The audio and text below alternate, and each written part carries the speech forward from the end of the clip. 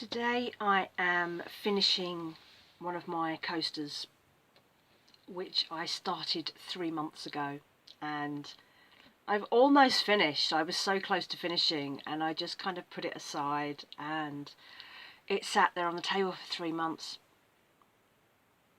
And this morning I was watching a video about motivation, about where motivation comes from to do things, and it said that motivation doesn't come from you initially. You have to start the thing that you need to be motivated about, and the motivation grows as you see the results. So this kind of segues neatly in with how I'm thinking about my business at the moment, because I have kind of mothballed it for the last year. By that I mean it's still up there, it still sells lots of stuff, it's available to buy, I've got the website, I've recently repopulated my Etsy store with more of my dress creations. I allowed a lot of that to delist last year and earlier this year, because my feeling is that people just aren't buying stuff at the moment, and there's no point in me listing things that people aren't buying on a website that's costing me money. Whereas when I list on my Shopify, I've paid for that for the whole year. I can put as many listings on as I like. I'm not charged per listing, I'm only charged when I make a sale. So I kept everything on there, and it's been about a week since I put those things back on Etsy. I put, I think, 32 dresses and garments back on just to see what happened. Nothing has changed, but it's been a week. But we have this immediate knee-jerk reaction that, well, I put things on a week ago, why isn't anything sold yet? As if that makes a difference. I need to stop with that. So I've started that bit, and then I was thinking more about, I do at some point later this year, and I know I will do it later this year because I've been thinking about it more, is relooking at the marketing, relooking at how I can potentially get things going again, because I've let the business kind of sleep for the last possibly a year. I mean, I didn't make a lot of things last year. I haven't really made anything this year, because I have a lot of stock already. There doesn't seem any point in making new stuff if the old stuff isn't selling. I have a large amount of stuff, and if people aren't buying what I've already made, they're not going to buy what I'm going to make in future. And that is hugely to do with the mindset of people at the moment. We are still in the cost of living crisis. Prices are still going up. People's budgets are still tight and still getting tighter all the time, as more people find their jobs challenging, as more people lose hours, lose wages, as more people lose jobs. And I keep seeing YouTube uploads of people who say, right, I've just been laid off. Nothing has gone away, nothing has changed. But I'm hoping that, you know, next year things will start to even out a bit, and we'll start to see some improvements, hopefully. That's just my own gut reaction. I don't base that on anything really. But it's been an interesting kind of exercise. And I found another article which I was reading the other day about how will the cost of living crisis affect your marketing strategy. And it was looking about how businesses, big businesses, have scrapped their marketing. They're not paying for marketing because it's not working.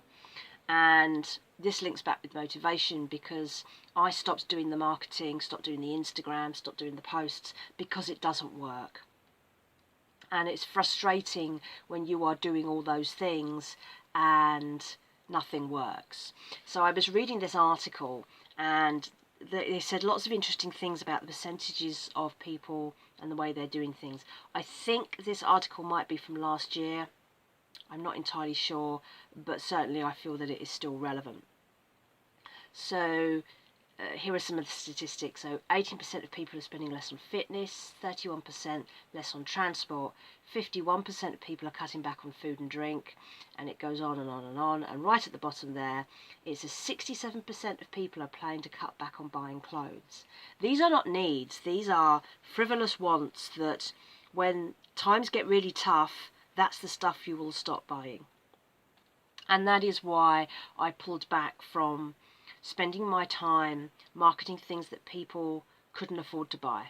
There didn't seem any point.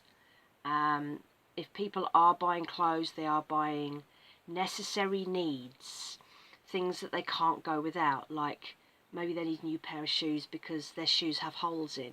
They're not buying pairs of shoes just because they like the new brand. They're buying the stuff that they have to buy because they have no choice. They can't walk around in bare feet, that sort of thing. And so that's why I've held back, I've dropped back, I found other ways to earn my income, because it just seems to make more sense just to go with the flow. There's no point in me getting upset and worked up and pushing back against something that I can't change. And that means that I don't fret about the business, it costs me very little to run, and I'm making my money elsewhere, and in fact my income is now better than it was last year and the year before. So that plan has worked, which is really good. Something else I was reading about over the last couple of days was about the problems for independent brands, and this came out just earlier this month, and it's from the Business of Fashion, and it's called The Existential Threat to Independent Brands, and it talks a lot about how independent brands are struggling. Big designer brand. I'm not talking about little people like me working in their back room. I'm talking about big established independent brands that have clients like Taylor Swift and Kate Middleton.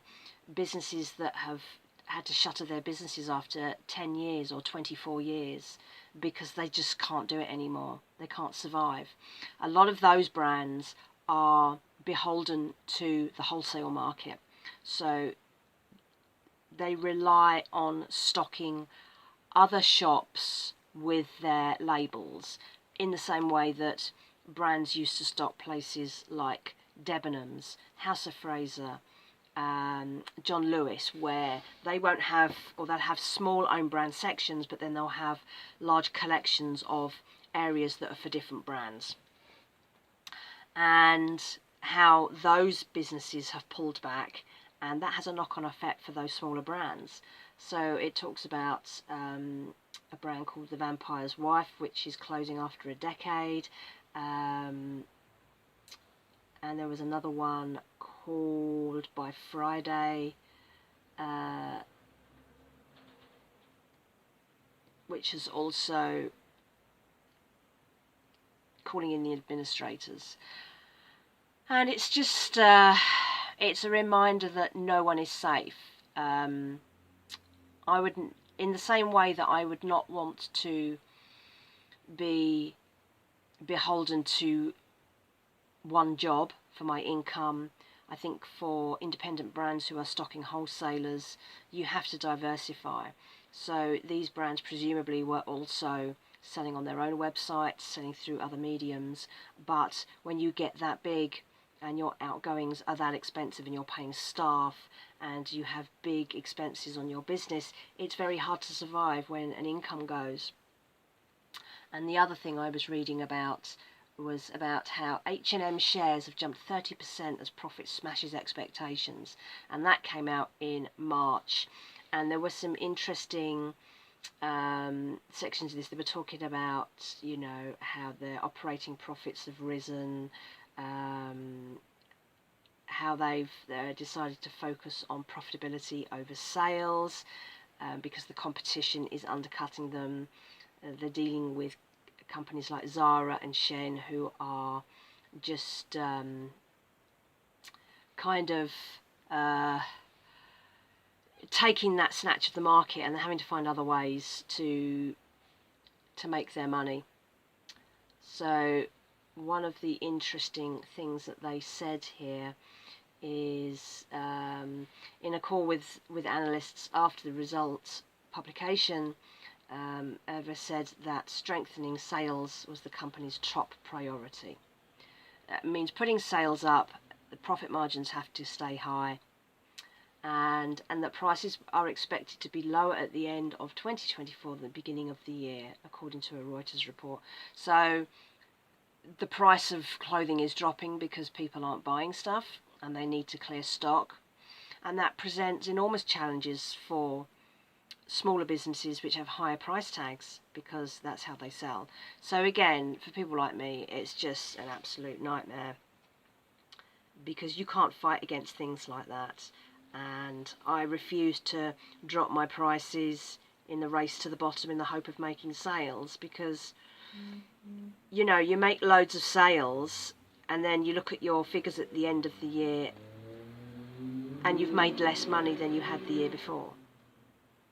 And that's because you undersold everything. So that's what you need to think about. Are you trying to undercut Primark or Shein or any of those other low-end brands for numbers, or are you trying to stay in business? And I would rather not make the sales but keep the price tags, so that when things improve and when people go back to buying better, they will then buy those things. I don't want to sell one of my dresses that is worth £150 for 50 quid just because somebody doesn't want to pay that or can't pay that but still wants the item.